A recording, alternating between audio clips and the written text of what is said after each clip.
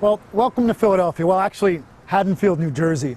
I'm here to do another series on Kelby training, and today we're going to talk about harsh light. One of the things I'm known for. I've developed a style in which I really accentuate the qualities of this harsh light. Some people might consider it bad light, but I like to think that I'm making bad light good light. I've done over 750, 800 weddings. I haven't really counted at this point. And not one time have I been able to pick the time of day my couple gets married. Can you imagine? I'm sorry, Mrs. Smith, you can't have your ceremony at 11 o'clock because I have to take portraits at 12:30. No, that just doesn't fly with the client.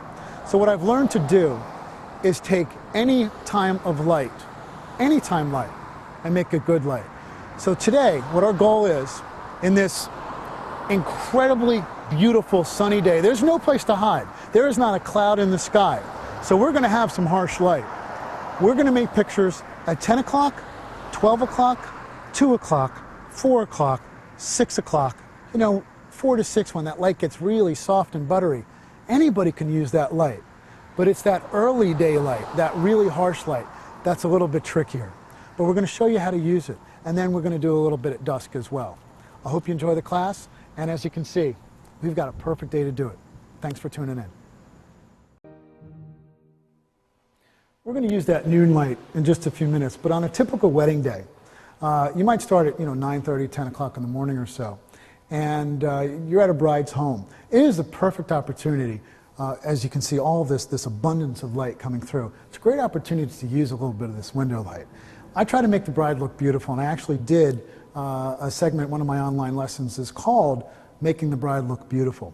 I'm going to kind of touch on a little bit of that once again. I just want to show you how I might take my bride in this beautiful window light, reduce the amount of light I'm dealing with. I'm going to bring these shades down a little bit and use some of the darker areas of my wood floor here in my studio to make a beautiful portrait. So we're going to have Sarah come on in here. Sarah and Sammy are our models today.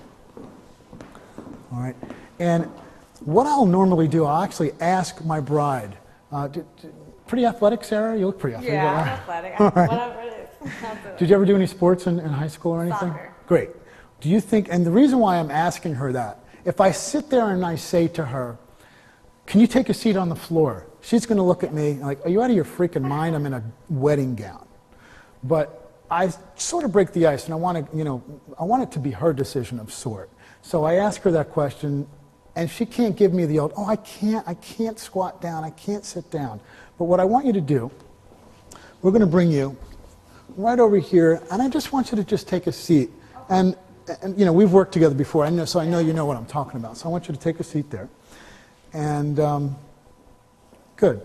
What I'm going to do is I'm going to bring the light level down just a little bit, especially behind. Good. I'm also going to close that window behind. I might go out of camera for a second. Whoop. There we go. Good. That's pretty good. I'm going to grab my trusty D3S and my brand spanking new 8514. Let's not forget to format the cards. That would be good. Incidentally, just a little technical thing here.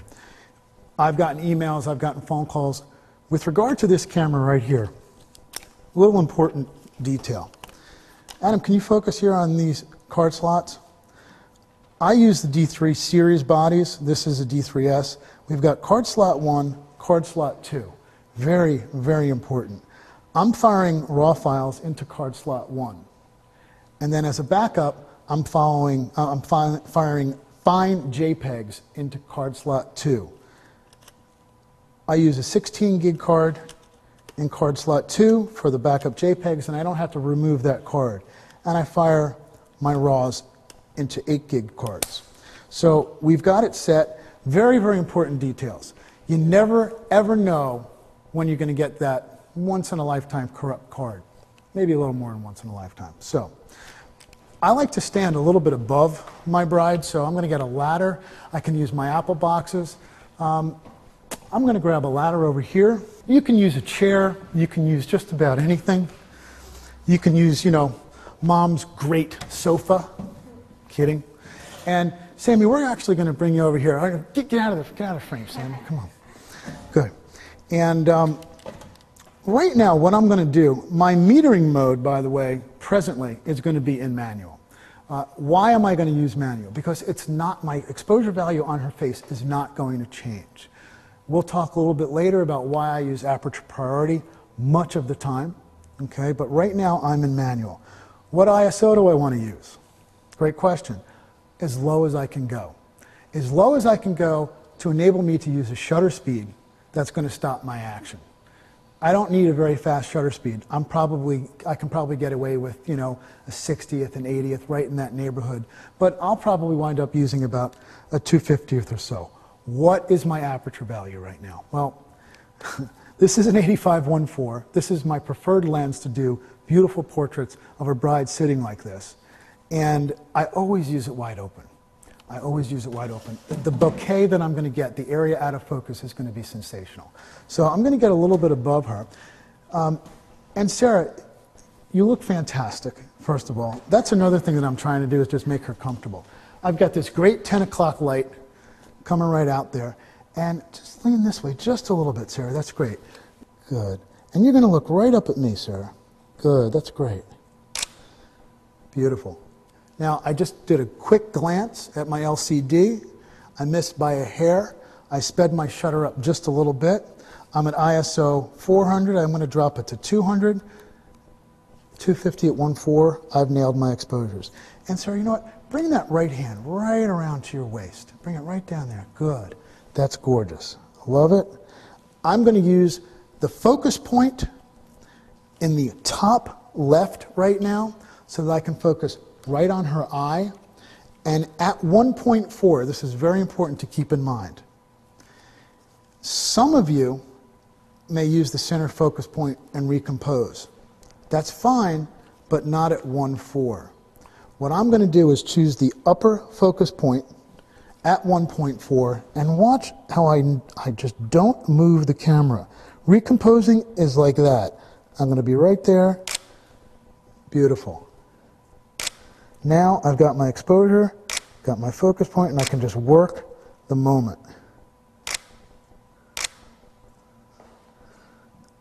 Good. Sarah, all I want you to do right now, with your eyes, I just want you to look down just a little bit. Beautiful, just like that. And what am I going to do now? I'm going to take the focus point and put it right on her left eyelash. And you can even look down just a little bit more. That's gorgeous. Good. What I try to do also is just subtle movement, a little bob, a little weave, change the composition just slightly. Good. Good. And now I'm going to change my position just a little bit. And Sarah, I just want you to look right over your left shoulder and down, your other left. Good. Good. That's beautiful. And not so much, a little bit to the right, and now just eyes down, just a little bit. There we go. And one more time with your right hand, just right in there. Beautiful. I don't want to chop the hand off, so I want that hand right in there. That's gorgeous. I really do like these, Sarah. You look fantastic. Every once in a while, what I might do to give the bride a little confidence, I might show her the LCD. Oh, wow, that looks good. Every once in a while, if I feel as though she's a little uncomfortable. So here we are, it's 10 o'clock, we've got some beautiful light coming in, and we've got a beautiful bride to start the day. Thank you. On to 12 o'clock.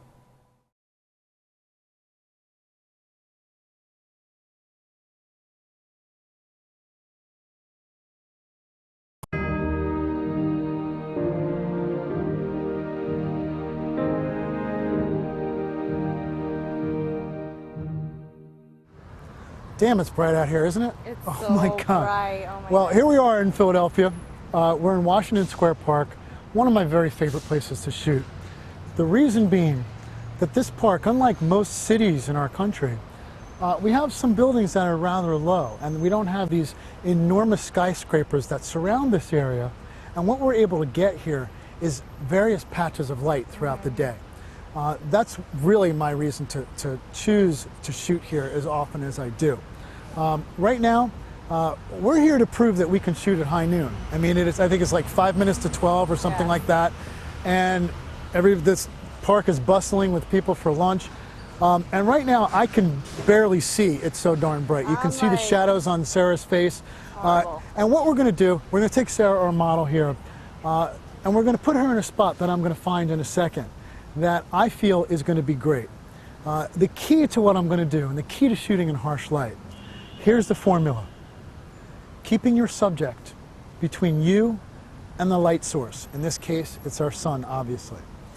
What I'm going to do in a second, Adam's going to kind of follow me around, and I'm going to look for a great spot. I've already seen it. I can see it from here, but I'm going to teach you how to sort it out. So why don't you follow me? Adam, why don't you follow me? And what I'm going to be looking for right now, first and foremost, is where our sun is. And man, it's pretty hot. Yeah. So we have to find our light source. We found it. The other thing that I'm going to be looking for is areas off in the distance that I can juxtapose Sarah against something dark. If I can do that, I'm going to make some stunning images. So already in this vicinity, I saw it as soon as I walked in, and there are several areas in this park I can do it with. But I saw this light patch over here where I can put the sun to Sarah's back. So one of the things you may have noticed about the light on Sarah's face before is that it was very, very hot. Now she's in shadow. Watch what happens. Sarah, come with me. As soon as she comes out into this light, you're going to see just the veil light up. Keep walking the other way now, Sarah. I mean, that to me is beautiful already. And now, Sarah, come in this area and just turn and face me. Good. We're going to put your your back to the light. Right now, I can shoot. The key to shooting in this harsh light right now, number one, I want to expose for the face properly. How am I going to do it? Well, manual or aperture priority? The answer is yes. You can use both. If I was in aperture priority, as I discussed in my Essentials of Creativity class, I'm going to judge the overall scene. And if I think that the overall scene is darker compared to the face, then I'm going to take my exposure comp dial and I'm going to dial it under. I might start out at 7/10 under. That's assuming that I was shooting Sarah's face, and the darker areas behind her in the frame. However, let's say I wanted to get some of this grass that's kind of blown out. Then dialing under exposure compensation may not work. What I might do in this situation, which is what I'm going to do, is start somewhere in manual and get myself an exposure value. Why aren't I using aperture priority here? Because the meter is going to get fooled and it's going to be all over the place. It all depends upon what's within the frame and what the camera is seeing. That's what's going to determine the exposure value in aperture priority. This is where manual exposure mode will be superior. So what I'm going to do now, I have my 70-200, my primary lens for shooting my bride. And what we're going to do is sort of fake it a little bit. At 2 o'clock, we're going to have the couple seeing one another for the first time. But right now, at high noon, I'm going to show you that I can make pictures here. We can already see that the light is very even on Sarah's face. But if we did this, right there, you can see this nasty, harsh hot spots that come on Sarah's face.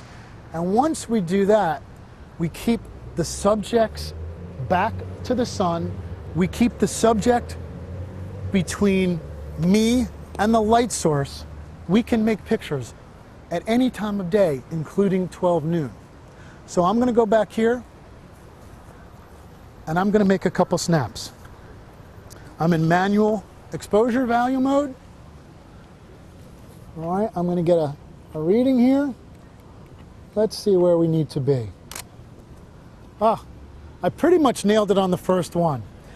I like to shoot wide open. I shoot wide open at 2.8, especially for images like this, mainly because I like a nice blurred background. This is a phenomenal lens. This is a Nikkor 7200 VR2 lens. I've got it wide open at 2.8. I'm in manual mode. ISO, as slow as I can go. Why? Because I like the highest quality that I can start with. And in this light, heck, I can go down to 100 if I wanted to. 200 is a good start. Okay, here we go. I'm going to take a few. And Sarah, you can just kind of do your thing. In a little while, we're going to make it more real with her boyfriend Sammy coming behind her to pretend it's a bride and groom seeing each other for the first time. But right now, I'm making picture after picture after picture. My exposure value is 640 at 2.8. You can accomplish basically the same thing by taking a spot meter right off of Sarah's face. You might ask, well, why didn't you do that to begin with? Well, I don't need to. Some of you might. Some of you might think it's a better idea. It's a perfectly acceptable method of metering. For me, I knew where I needed to start, and I was only about a third of a stop off to begin with. I started at a 500th of a second at 2.8.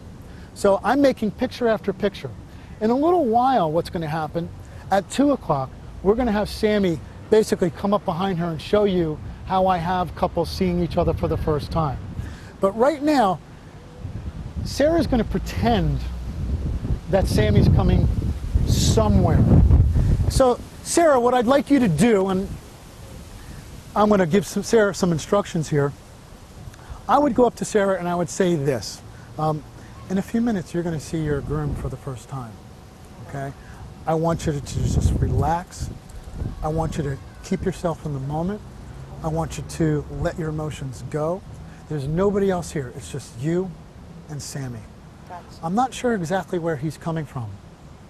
That's a blatant lie. But I'm going to let you know he's probably going to be coming from that direction there, so I want you to stay focused there, all right? In actuality, what I'm going to have Sammy do, Sammy's going to come behind her at 2 o'clock. But right now, really what I'm trying to say is you don't have to be afraid no matter what time of day it is. You don't have to say anymore, Mrs. Smith, you know, you don't have to find open shade. You don't have to tell Mrs. Smith, the bride's mom, that you don't want to shoot in the park or on the beach or anywhere else at 12 noon. It is 12 noon right now. A couple things about this that make this image a compelling image. The beautiful highlights of the veil, we're going to lose those a little bit. Once again, I'd like to reiterate how evenly lit her face is. This is because we follow the golden rule of keeping our subject between me, or you, and the light source. In this case, we've got that bright sun. It is 12 o'clock. You might say to yourself, well, that sun is still on an angle. Well, guess what? We're not on the equator. And if it's not June 21st, the sun is not going to be directly overhead. So you can use the light and you can put it behind your subject and you can keep your subject between you and the light source. Unless you're living in, where are you from, Ecuador? Ecuador. Unless you're in Ecuador, okay, which is close to the equator, is it not? That would be a little different. We'll do another class there sometime. But right now, Sarah, you just be yourself. You're going to pretend to wait for Sammy, and I'm just going to make some pictures, and I'm going to prove to you that we can make some beautiful images in this difficult lighting condition. I don't think it's difficult. I think it's beautiful. So here, I'm going to take some photos. All I'm trying to do right now is just let her be. If you notice that I'm a great distance from her, I use this lens for a couple reasons. Compression, as well as isolation. And I'm able to keep her within the realm of the composition that I'm looking for. If I'm shooting wide, I'm going to get all this brightness from the grass, and I'm not going to compose the images the way I'd like. I'm compressing and I'm composing. So here I go. She's just chilling out, and she's looking everywhere but me sometimes. Now, if you notice, I'm firing away because I'm in manual exposure and I've got my exposures. So I can just keep shooting. I can wait. I can time it.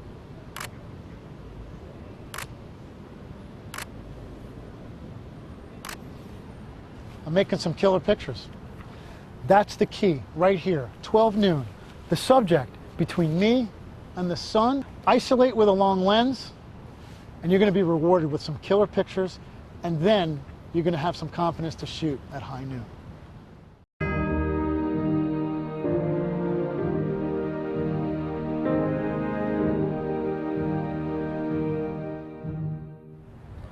Here we are back in Washington Square Park. It's 2 o'clock in the afternoon as opposed to 12 noon. This is much, much easier to use. And you might say, well, why the hell are you out there shooting at 2 o'clock? Well, quite frankly, there are times of day that we can't avoid. If you remember what I was talking about earlier, sometimes we can't pick our times of day. If the ceremony is at, what time's your ceremony? Your ceremony. 6. Yeah. So she might have a 6 o'clock ceremony, and we want to get our family photos out of the way. We want to get their photos out of the way because she has a ceremony at 6 o'clock that's immediately followed by a cocktail hour. It's going to be virtually impossible for us to get all the necessary photos of her family, the two of them, all the bridal party, immediately following the ceremony. So what I like to do, and I started this back in 2000, is this reveal process. I had a bride in 2000 that she said, Cliff, I love all the photos that you do. I really can't wait, blah, blah, blah. What time's your ceremony? It's 5 o'clock. 5 o'clock. It's November. 5 o'clock in November. Your ceremony starts at 5 o'clock in November. How the hell do you think I'm going to take pictures of course I didn't say that to my client, but the thought was there. So my thought was, well, what if we do this? What if you saw one another for the first time in a great way before your ceremony? This was the first time that I've ever done it. And the way I explained it to my client was that the integrity of that magic moment will still be intact. We're still going to be able to have the two of you have that amazing intimacy that you would ordinarily when you're seeing each other for the first time walking down the aisle. So what I proposed to her is to take her to an area, set the stage for the moment to take place, have her waiting, sort of lying in wait, and have the groom follow suit and have them see each other for the first time in a great fashion. Well, she loved the idea. She, of course, had to BS her parents a little bit. We finagled it, we made it work, and that sort of evolved into what I do today. And what I'm going to do today is I'm going to show you how I have couples see one another for the first time. But before I do that, I have to explain how this groundwork is put in place. I don't just on the wedding day say, oh, you ready to go see Sammy? Well, that's not going to work. You have to lay groundwork. Laying groundwork with mom is just as important as laying groundwork with our bride. From the initial consultation, when I first meet the client, I'm explaining to these people, hey, your ceremony is immediately followed by a cocktail hour. Do you think you'd like to see him beforehand if we did this? And by this I mean I show them photos of couples seeing one another for the first time. They get a feel, they can experience, they can almost taste the emotion, the sincerity of the moment when couples see one another for the first time on their wedding day. It is magic. It is exciting. And I also tell them that there's a benefit because really, you're not going to have 200 pairs of eyes on you when it's actually taking place. They get excited, they approve it. That's the groundwork. There's more groundwork. I need to earn mom's trust. I can't take out the, expensive wedding gown without explaining to her that things are going to take place and I'm going to take care of the gown. I even do so much, and Sarah's holding the gown, great. But I even go so far as to show the bride, and she's already doing it, how to hold the gown. I'll have her take the gown, placing it over the crook of her arm, giving it a little pinch here, and actually hold it sort of more like this here, almost like a ballerina. And just, there you go. Now I tell her, you look like a bride. And that's the way you should look. And it also, by the way, gives the bride something to do with her hands instead of her standing like this. This is a lot more elegant than this. She's a lot more comfortable in her skin like this than she is this. So On the actual wedding day itself, after we do our getting ready photographs, details and the gown and all this other stuff which I've covered in other lessons, I take her in my vehicle and I bring her to Washington Square Park. Well, it is 2 o'clock in the afternoon, and a little earlier we did 12 o'clock. The sun is a little lower in the sky now, just a little bit, but now it's even easier to work with. The same rule still applies. I'm going to put my subject between me and the sun. I'm going to talk about my exposures. It may have changed a little bit because of what's going to be in my frame. I'm going to explain that in a minute. The first thing that I'm going to do is take a look for where I'm going to set the stage for the moment to take place. Now, I know this park pretty well, and I know right now that the sun is in a great spot. It's right up a little chute where I can have my bride, a beautiful dark urban-scaped background where I'm going to place her, and then I'm going to completely lie to my client. I'm going to tell her that the groom is coming from a completely other direction. And that's when the magic happens. I hope you watch, I hope you listen, I hope you learn, and I hope that you can do this for your clients. So here we go, all right? I'm already seeing that this light over here in this area is gorgeous. And Sarah, all I'd like you to do is from the middle area here, just try to stay in the middle. And I want you to take a nice slow walk right down the little alleyway there, okay? And just nice and slow. What I'm doing at this point, I'm just trying to get my exposure value straightened out. I also love the light on Sarah, okay? What do you know, I pretty much nailed it. I'm at a 500th of 2.8 at ISO 200. I'll even get down a little bit lower here. Good. And now she's just chilling. I'm making these beautiful photographs. We've just gotten a little bit more light, and every once in a while I'll notice the light changing. So I'm going to recheck my LCD. Sarah's just doing her thing. She's looking in all different directions. Okay. What I'm going to do now, I've already got my exposure value. I'm in manual exposure mode, mainly because I know that this exposure reading right here, a 6/40th at 2.8 at 200, is going to allow me to nail my exposures each and every time because the conditions really aren't changing. If I notice them changing, I'm going to adjust. But right now what I want to do is have a little talk with our bride. And I will literally go up to her, take her by the hand, and tell her, in a few minutes you're going to see him for the first time. I know that you're nervous. If you see that I'm sort of leaving you alone, it's deliberate. If you're nervous, I want to see that. You're excited, I want to see that. The most important thing that you can do for me is to forget my presence, is to let your emotions go. He's going to be coming from that direction over there. And when you see him, just let your emotions go. Have fun, and I'm going to give him a call, see where he is, and he'll be coming from there. Okay, great. So have some fun, all right? Thank you. Okay. So basically I've just set the stage. I try to be as minimal with my words as possible. And he's not coming from that direction. He's going to be coming directly behind her. The whole idea of this is a surprise, okay? So I've already got my exposure value. Remember, really important to nail these exposures. So I'm going to give him a call. Sammy, we're pretty much ready for you. I've already explained to him, obviously this is set up for this shoot. He knows exactly what to do. On a typical wedding day, she'll be in place, I'll call, he may be taking a cab. My assistant will be waiting where the cab lets him off, and then she'll give him instructions on what to do. The most important thing is that she doesn't see him, okay? So here I am, I'm waiting, shooting. Now I'm also shooting other pictures of her just chilling. She's doing all kinds of things with her hands and everything else, and eventually he's going to be coming.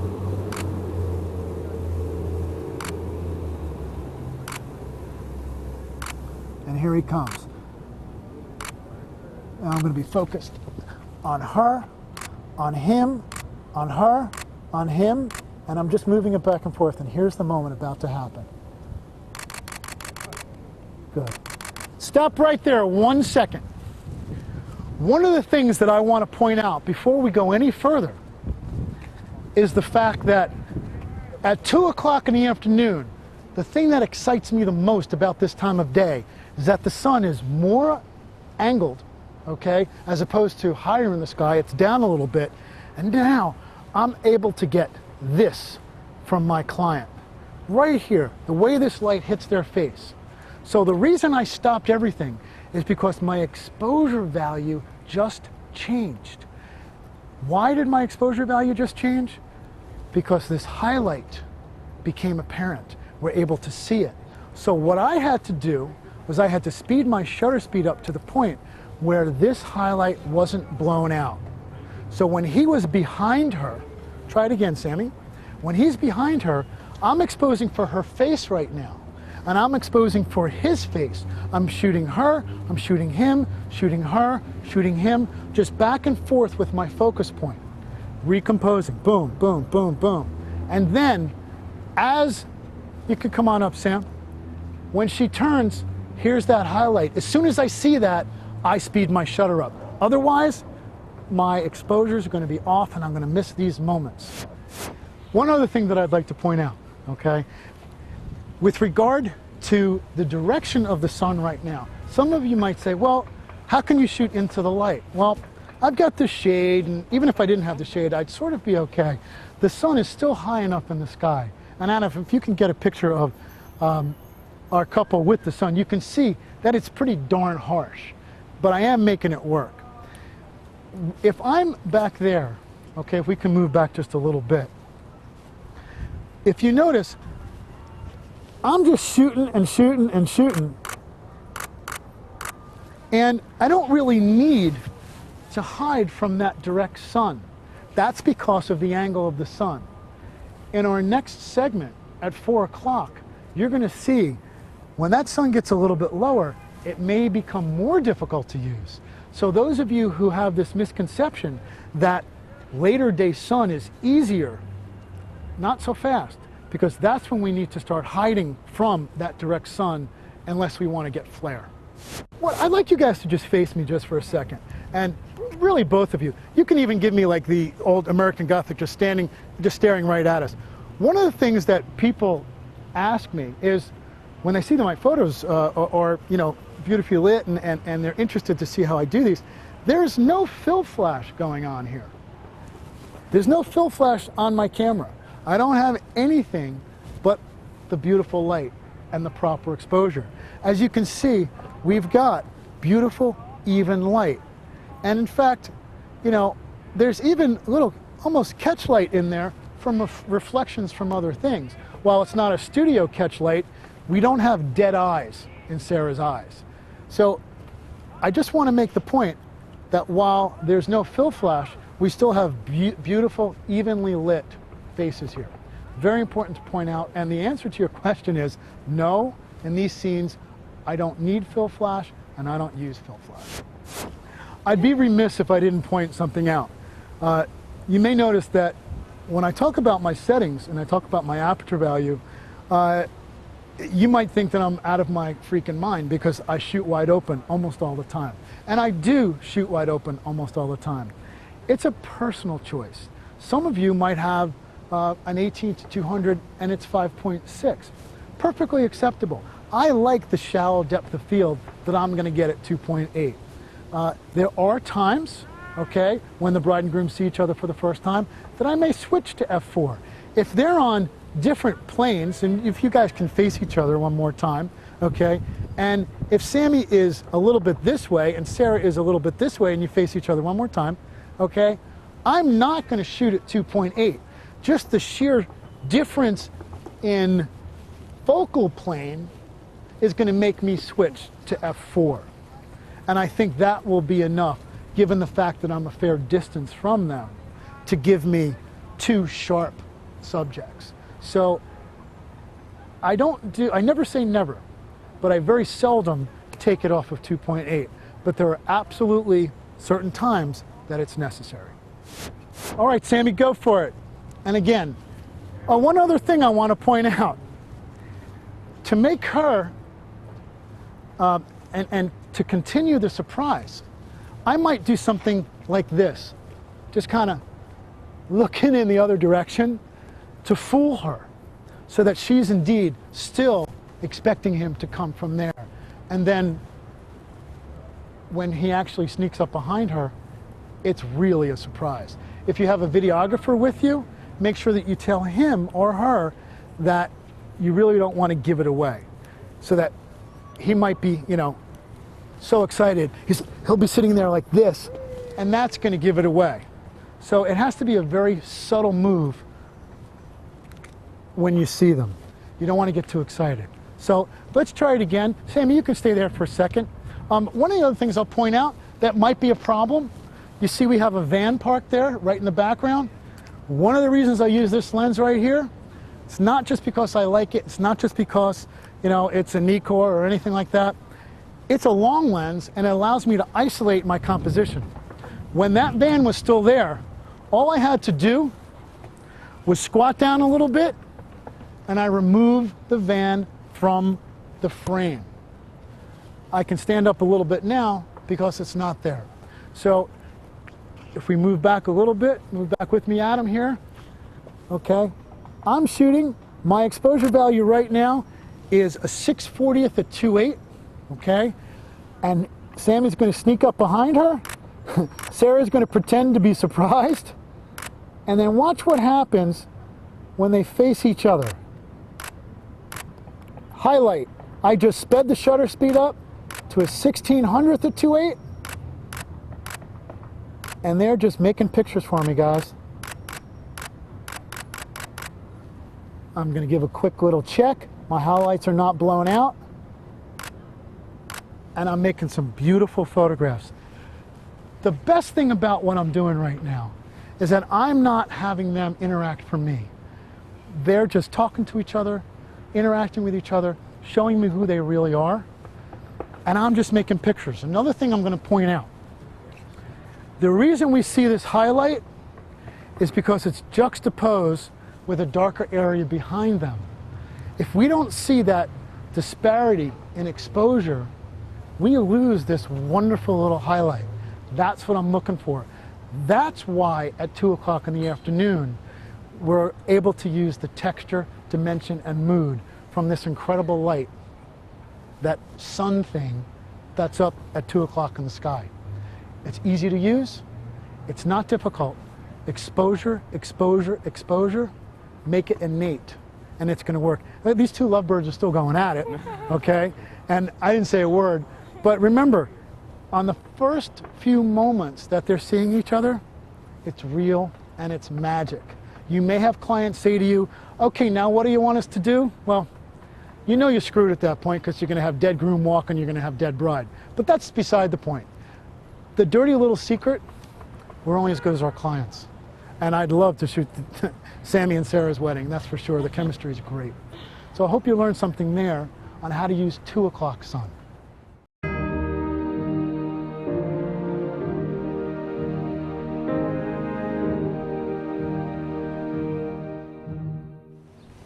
Well, here we are at 4 o'clock, okay? Very, very different than the light at 2 o'clock. At 2 o'clock, if you recall, again, we wanted to put the subject between us and the sun. This is different. If we tried to put our subjects between us and the sun consistently, which we can do, however, in order to do that, we need to sort of scrim ourselves from the light itself. Adam, if you can come get a picture here, and notice that if we shoot directly into this light now, we're going to be involved with a tremendous amount of flare. So if I shot directly into them right now, I'm going to have a little bit of trouble with this light. So how do we deal with that? Very simple. We have all kinds of trees, we have shadows from poles. I'm looking for that. The other thing that I'll do, I look for patches of light. Here's a patch, and there's a patch of shadow behind the camera. So what I'm going to do, you'll notice, very, very difficult light here. I can't shoot that without flare. So I'm going to go back into this shadowed area, a few steps back, use the shadow cast by this tree, juxtapose, and shoot. Now, there's another thing that I wanted to talk about. Seeing three-dimensionally. What the hell does that mean? Pretty simple. Foreground, subject, background. Those three things. When I juxtapose my background against my subject, I'm bobbing, weaving, moving up, down, sideways, so that my composition becomes pleasing to my eye. I see within my mind's eye. I see in focal lengths. I see in apertures. I see the depth of field that I'm going to get at 2.8 or 4 or more, which I generally don't use. But what I'm going to do here, for the sake of argument, I'm at 1,000 at 4. I'm going to try that. I'm going to take a quick frame. I'm going to back up a little bit because I was getting flare. I'm going to use the shadow right about there. I'm a little bit under. I'm going to open up one stop, and I've got the perfect exposure at a 500th at 4 and ISO 200. I've got the exposure now. I can just shoot. The thing that I'm concerned about right now is this flare, so I'm going to make sure that I stay in the cast of the shadow there, and you guys can just do your thing and interact, and I can just compose. I'm getting the fountain, I'm getting that light on her face. It's gorgeous. The difference between this light and the 2 o'clock and 12 o'clock light, once again, is that there are times we just simply can't shoot directly into the direction of the sun. We have to block ourselves. So look for items, whether it be, hey, this light pole might cast a shadow, a telephone pole. Sometimes I'll take my assistant and post her somewhere so that I can shoot into the light. Okay? One of the other elements I'd like to discuss is composition, because the thing that we're looking for, the holy grail, is the point where our technical elements are so innate. All we're thinking about is making the picture. We're thinking about composition. We're thinking about seeing focal length, seeing depth of field, feeling it within our mind's eye. So what I'd like to do right now is, Adam, if you'll kind of come with me a little bit, and if you can stay with me, maybe behind me a little bit, and take a look at what I'm seeing. Right now, I see Sarah's face with that beautiful rim light juxtaposed against that dark background, okay? The other thing that I see right here is that light, the flagpole sticking out of Sammy's head. I don't want that. How do I correct that? Simple. Just shift just a little bit over to my right. The other thing that I'm going to do, I'm going to move this way a little bit, and now the fountain is sticking out of Sarah's head. I don't want that. How do I correct that? It's a little bit of movement. It's a continuous bob, weave, and just kind of move, feel the composition. For lack of a better word, it is a dance with the composition. And it's very subtle. It's moving with it. The other thing that you'll notice, when that fountain is juxtaposed against the highlight against Sarah's face, we lose that highlight because there's not a degree of exposure variance between the highlight and the background. Seeing three-dimensionally. That's how you begin to learn about composition.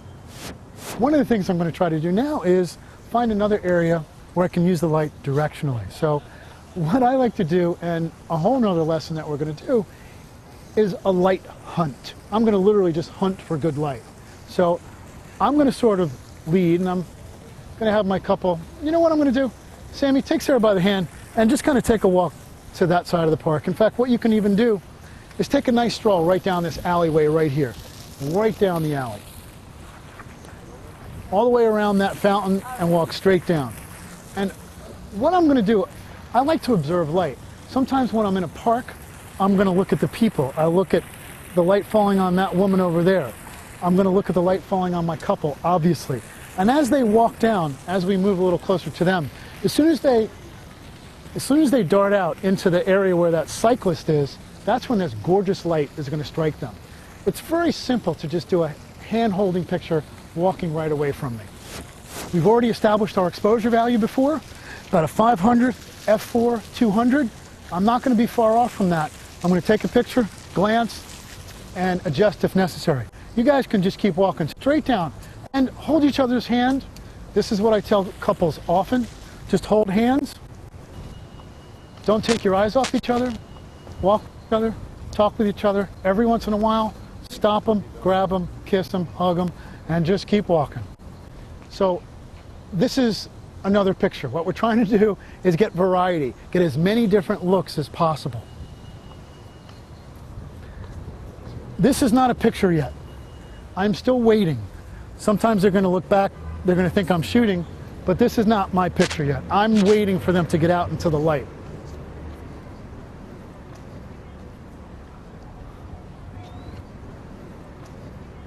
Keep going, guys. You're going to see it as soon as they walk out into it. And there it is. Good. You can stop right there just for a second. With all this activity going on in the park, what the heck am I supposed to do? The answer is simple. Use the long glass, isolate my subject. What am I going to do? I'm going to get down, I'm going to shoot up at them, and I'm going to isolate so that I'm just going to have the frame maybe right where the stitching is on the back of her gown, maybe right where Sammy's elbow cuts into his body, and I'm going to shoot up. I've got that van in the background, so the three-dimensional vision that I'm going to employ here is going to give me a composition that's going to allow me to exclude that filthy background that I'm not looking to get in my photo here. A quick glance, a quick adjustment. Good, Sammy. You guys are doing great.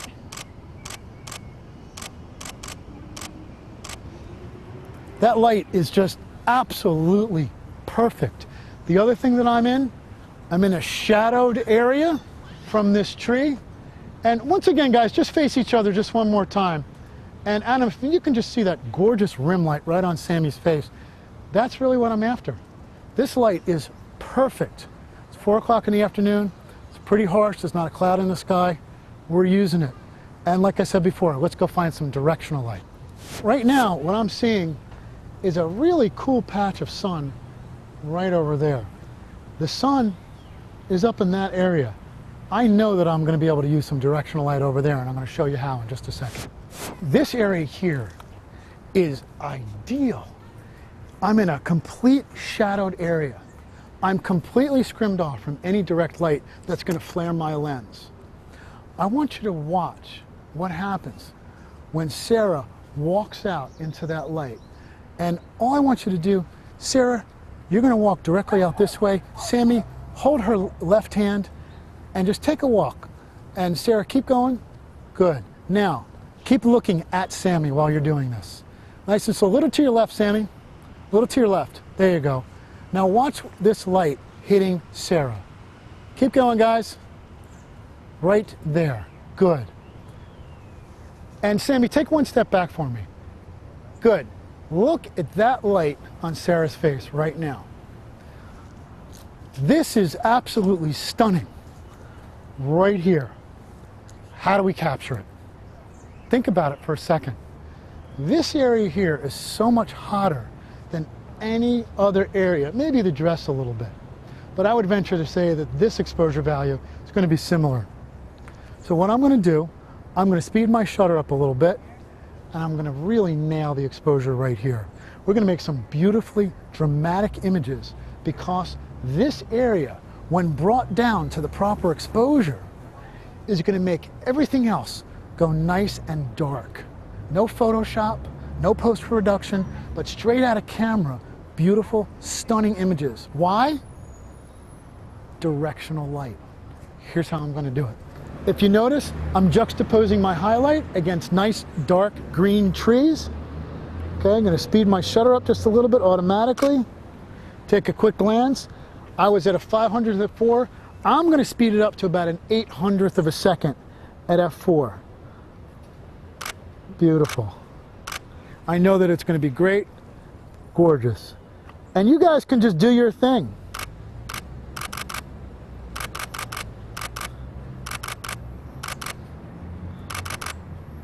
Good. All I'm doing is using the light. And here's another thing I'd like to point out.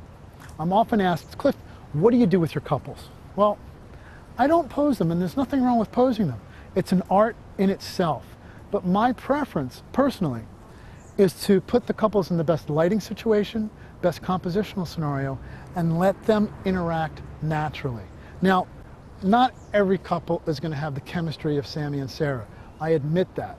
However, everyone is going to be a little bit different. This light is beautiful. Compositional scenario, because I'm seeing three-dimensionally, is going to be terrific. And what are they doing? They're just giving me moment after moment after moment. My exposure's dead on. The moments are dead on. This is a can't miss. Looking at the patterns on the ground, we can see bright sun, we can see dark shadow. What that tells me is that somehow, some way, there's going to be some dramatic images that can be made there. That's all I'm looking for. I'm going to go find it and then take a look where it's falling on my subject once I put him in it. So let's head to that light. Just to reiterate, and I want to keep reiterating throughout these lessons, with regard to technical elements and camera settings, I was pretty clear on where my exposure value needed to be approximately. It's not going to vary a whole great deal. So when I chose to use manual, there was a reason as opposed to aperture priority. If I was to use aperture priority, my exposures would have been all over the place a little bit. Could I have used it? Yes. Could I have used exposure compensation to get where I needed to be? Yes. But I chose manual because I was only going to be within a stop or so with my shutter speed. Can you guys stay there for 1 second? And one of the things I'd like the camera to point out, can you guys look over here just for a second? Look how horrendously harsh that light is right now. Even though it's a little after 4 in the afternoon, we can't use that. If we did, we'd get squinting, it is just harsh, harsh light. So whenever you have a bright sunny day like this, don't try to use this light in this fashion. Instead, come with me and we'll show you how to use it. That is how I'm going to use this light. Before, with that sun directly on them, it was harsh, it was horrendous. What we're doing here, very similar to before. I'm going to squat down. Remember, once again, to put the light and juxtapose that highlight up against those trees. I've already got my exposure value nailed to what it was before. And here we go. Good, that's gorgeous, gorgeous light.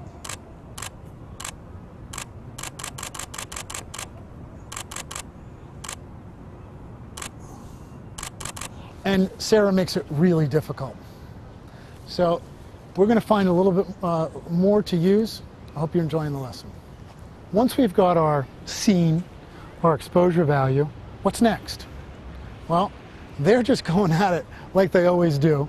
I've worked with this couple many times. They're amazing. So as a photographer, what's my goal now? I've made the picture horizontally of them just interacting, all these wonderful, sweet moments. But what about maybe vertically? What about taking the two of them when they get closer together and putting them in the extreme bottom of my frame? As they're interacting, I'm going to use all this empty space at the top. There it is. Boom. And just extreme composition using empty space. And there's an old expression that I like to use: one man's empty space is another man's composition. Some people might say, well, they're not centered. All images weren't meant to be centered. So when you get a situation like this where everything is just perfect and flowing, work the situation. See the moment, grab the moment, and then work that situation to get a better, more compelling moment from that situation. Try it. One of the things I'd like to demonstrate right now is with directional light. What happens when the light falling on our subject, how harsh it may look on their face, how it changes when our direction changes. So if we can turn the camera around, we can look at Sammy and Sarah right now and see how harsh this light is. All I'm going to do right now is one thing, change my position. By moving our position, we're going to change the entire complexion of this shot. So follow me this way. It's already different right here. And here, it's really interesting. I've got the light coming through those trees off in the distance. If I shoot this at 2.8, all of that is just going to be beautifully blurred. Let me see what I can do with this shot. Okay, a quick adjustment. I'm at an 800th of a second at 2.8, and I know this is perfect. You guys just do your thing there, guys. Good.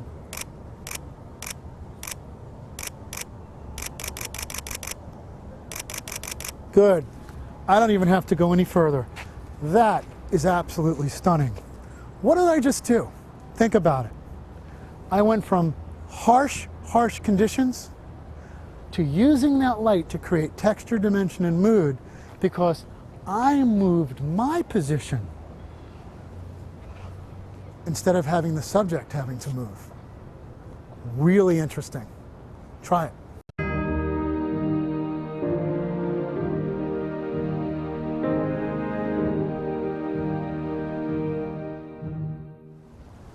Okay, here we are. It's 6 o'clock.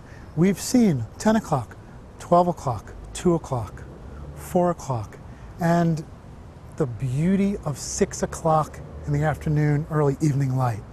It is so easy to work with. We can do anything with it. We can shoot into it. We can shoot it when it's directly on our subjects, like we're going to show you. We can do just about anything a photographer wants to do with it. We're going to still use some of the same principles with regard to exposure, and I'm going to show you how I'm going to use it right now. The first thing I'm going to do right now is, because of how beautiful it is on Sarah's face, I'm going to just simply take a portrait of Sarah, and if you can, you know what, look up at that light just for another second, those beautiful, gorgeous catch lights. Right now we're going to have move forward just a little bit, and this way just a tad. Good. Gorgeous, gorgeous light. Real simple. There's no tricks about using this type of light. So what I'm going to do, I'm going to come back here, and the same principles are going to apply with regard to seeing three-dimensionally. One other thing I'd like to point out with regard to the light at this time of day. The light's going to change very, very rapidly. That sun is going down at a fast pace. What does that mean? Shadows. If you notice, there's a shadow on Sarah's forehead. It wasn't there about a minute ago. So if you step forward just a little bit, let's keep coming, just a little more. Good. Now she's out of that shadow. Good. The other thing I'm going to point out is the way the shadows can fall on Sarah's face. From here to here. We can almost get really beautiful Rembrandt lighting with that little triangle there. Now that's the breeze is flowing, so it's giving us a little pattern on her face. Let's keep coming this way just a little bit more. There we go. Good. I'm going to try using it just like that. I'm going to choose my background carefully. All right. Could you spot meter? Yes. What am I going to do? I'm going to go to aperture priority now. And what I'm going to see here, behind Sarah, is an area of darkness. This is quite bright. I'm going to use my exposure compensation, and I'm going to go down about 2 stops just to begin my exposure value. A little bit too much. Good. Right there. Okay. I'm at a 1/3200th of a second at 2.8, and I'm getting the perfect exposure on her face. And Sarah, I just want you to hang out, I want you to look around, I want you to be yourself, And every once in a while, I might have you move to get out of the shadows there. Good. That's gorgeous, gorgeous light. There it is. Turn towards me just a little more. Good. That's gorgeous. And a little bit more. There it is.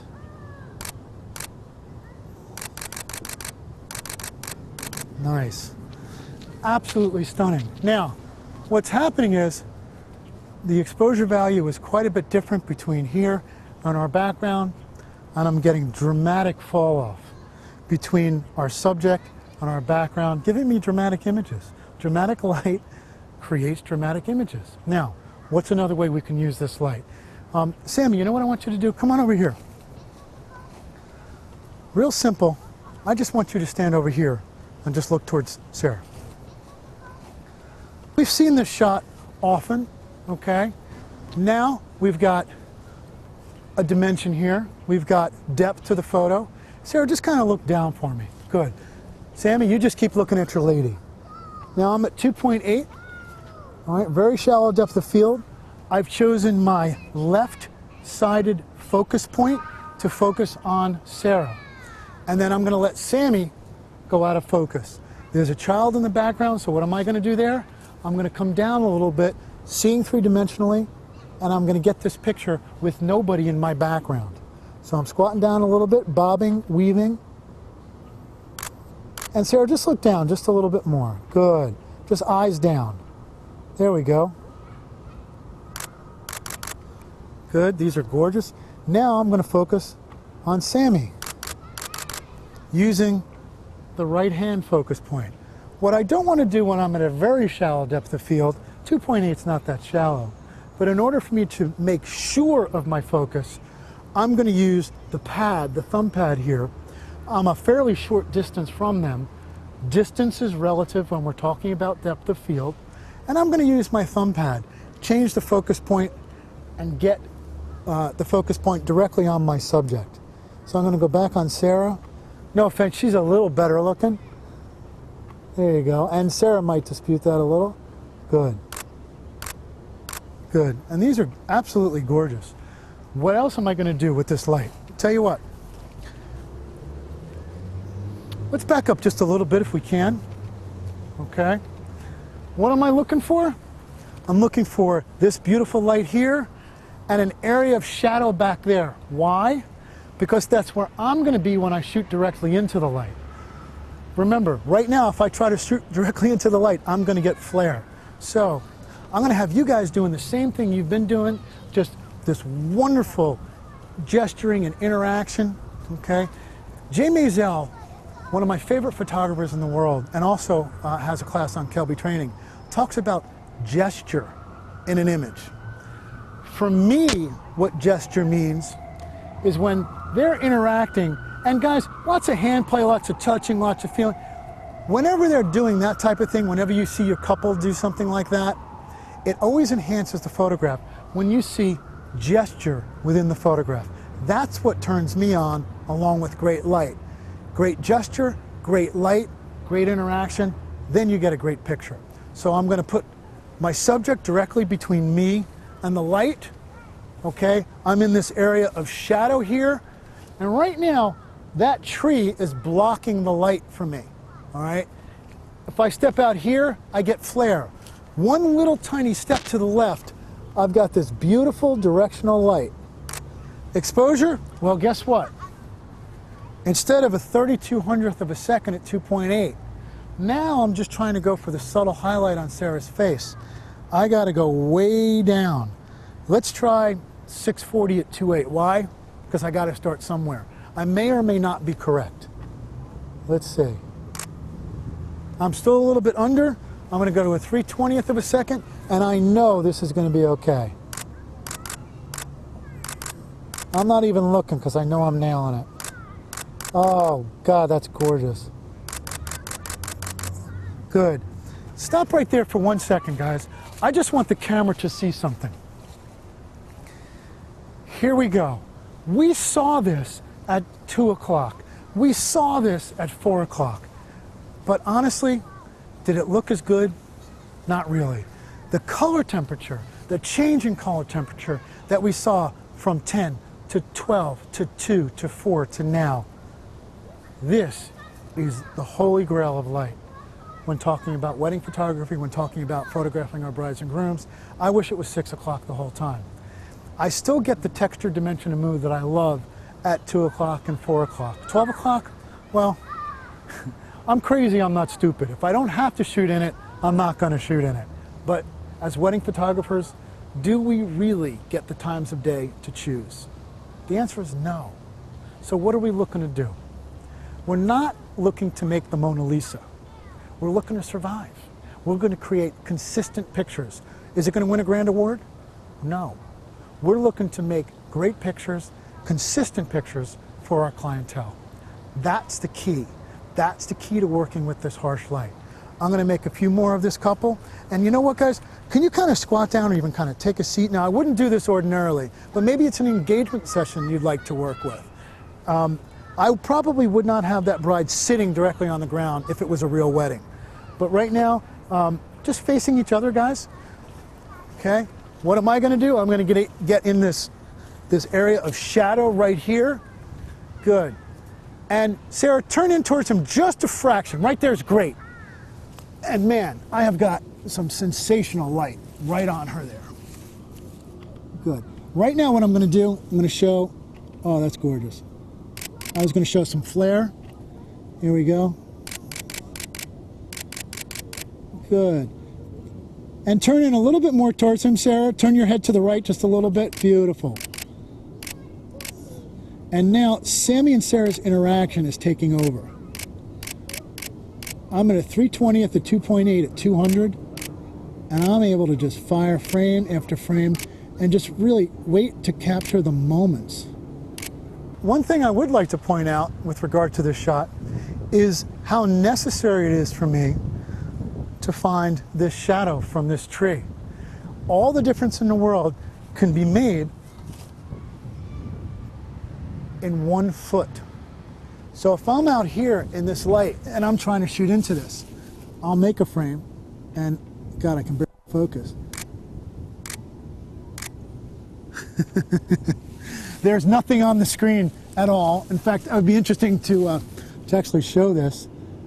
It's over here. Good. Wow. So different. Good. Nice. So when you think about it, we have a 1 foot differential here between shadow and light. You have to scrim yourself. Otherwise, there is no picture to be made. I can't wait to show some of these images. So what can we do in this light? The answer is any damn thing we want. Have it directly fall on them, use it directionally, throw it behind them, anything. 10 o'clock, 12 o'clock, 2 o'clock, 4 o'clock, 6 o'clock. You can do it. Try it. Now, on our way back from the car, it's about, I don't know, about 6:15 right about now, just after we did our 6 o'clock demonstration. We're walking down the street, I see this absolutely sensational light. Again, same principle is going to apply here. We're on a street corner, but I'm going to see three-dimensionally, use a long lens, and I'm going to take this beautiful portrait of Sarah right now. I just want to make a few portraits here. What I'm going to do, I'm going to hide behind the reflection of that sign, the way that sign is actually casting a shadow over here. And I'm going to get down here, boom. Nice. Beautiful.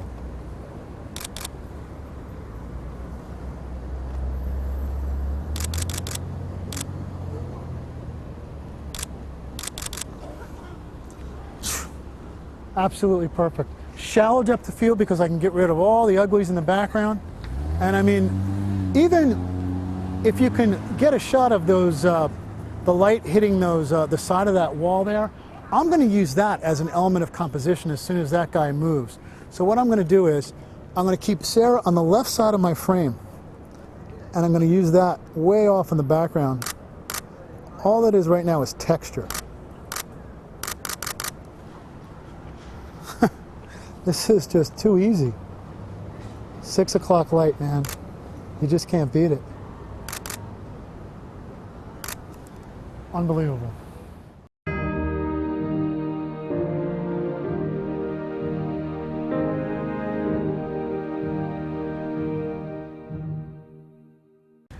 Here we are. It's just about dusk, okay? If you notice the light, I mean, it's dropping very, very quickly, so I'm going to talk quickly. I'm also going to cover my mic occasionally because it's a little breezy out here. That sun is going to go down and it's going to disappear within the next 10 minutes or so. When the sun is this low in the sky, you've got to react quickly, really quickly. Right now, what I'm seeing right here, I want to take this couple, I'm going to throw the sun directly behind them, and I'm just going to do some beautiful silhouettes of them just interacting. One of the most important elements of silhouettes is what I talked about earlier, gesture. And one of the things I like to do, and shove aside for a second, Sammy, I want to hold your bride's hand. We've all seen this picture. I hate this picture. It's stale, it's boring, there's nothing to it. The groom looks stiff. Tell me you haven't seen this picture. Instead, Sammy, you're going to kind of come back here and kind of put the weight on your back leg. So already I'm more relaxed. So instead of standing here, I'm here. And the other thing I'm going to do, I'm going to have them kind of pick their hands up this way. So when they're interacting, it's real. It's kind of gesturing towards one another instead of this. So come up with her. Sammy, come on over here. He thought I was asking him to get out of my frame. Okay? So relax on your back foot, Sammy. Good. There you go. And hands this way. There you go. Down just a little. What I'm going to do right now, my goal is to block the sun with Sarah or Sammy. So here's what I'm going to do. I'm going to lay down on the ground so that the sun is directly blocked with Sarah or Sammy. Exposures. Let's talk about exposure value. What I have to do here is I have to underexpose enough so not only do I get a silhouette on my subject, but I get a nice, deep, dark background. Where am I going to start? Somewhere. So here, I'm going to flip it to f8 and say 2,000th of a second. You know what? And at ISO 200. That may or may not be correct. I'm going to have the sun blocked by Sammy. Okay, focus point. Very difficult sometimes when photographing a silhouette to focus. So I'm going to focus right where Sammy's white collar is touching his black jacket. So when photographing a silhouette, sometimes it is difficult. I can also probably photograph on Sarah's lace in her veil. So let's see where I am exposure-wise. Ah, guess what? I'm dead on. It was an accident, I promise. So right now, all I'm trying to do is get their interaction. You guys just do your thing, which they are. I'm making beautiful pictures here at dusk. I've got a nice deep dark sky. You want to kiss her hand. Nice gesture there. Good. Good. What I'm going to do now, I'm going to raise up just a little bit so that I can see three-dimensionally. I felt the sun was a little bit low on Sammy's body, so I'm going to move just a little bit. Here we go. Right behind him now. Good. Wow, these are really kind of cool. Nice kiss of the hand there, Sammy. Thank you very much for making my job easy. Good. The gesture. Now, that's one image. I'm just going to slide over just a little bit. And you know what, guys? Can we slide down just a little bit more? Because I don't want to get that building in my background. So what I'm going to do is I'm going to, that's good, thank you very much. And I'm going to slide down and I'm going to get the sun right behind Sarah's veil. Here we go, right about here. All right, and lean in just a little bit more, Sammy. And you guys just do your thing. Beautiful.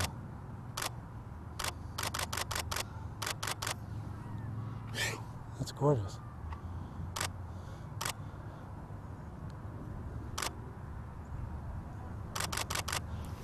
I have to wait until the sun is blocked. Otherwise, watch what happens. In fact, Adam, if you can come to me here, okay? And guys, stay just like that just for a second, okay? Get a little, right there, Sarah, don't move. All right. Now, is the sun blocked with Sarah, Adam? No. Okay. Block it with, get into position where it's blocked, okay? And now, Sarah, I want you to back away from him. Now we really can't shoot because there's nothing but flare. Move towards him a little more. A little more. Gotta grab him. Good.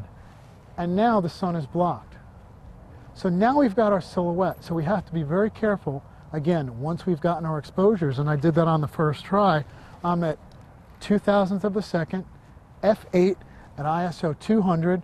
By the way, I apologize for not talking about my white balance, but it just doesn't matter because I'm in RAW. But I do shoot on cloudy pretty much all day long when I'm outdoors. I do like a very warm glow to my images. Now I'm going to get something even warmer. So I'm going to continue with them just interacting there, nice and low here. Good. And I'm not going to try to give them too much instruction because I want it as real as possible. I'm going to move with Sarah when she's moving. Now I'm getting flare, now I'm not. I love when she laughs like that. There it is. Got it. So we've just made some stunning images at dusk. 10, 12, 2, 4, 6, and it's almost 8. Compelling images. We're going to use the light in another way right now. This soft, incredible buttery light, it's even softer than what we used before. In fact, if you guys turn towards me, okay, and you know what? Come down this way just a little bit more. Good. And just kind of grab her.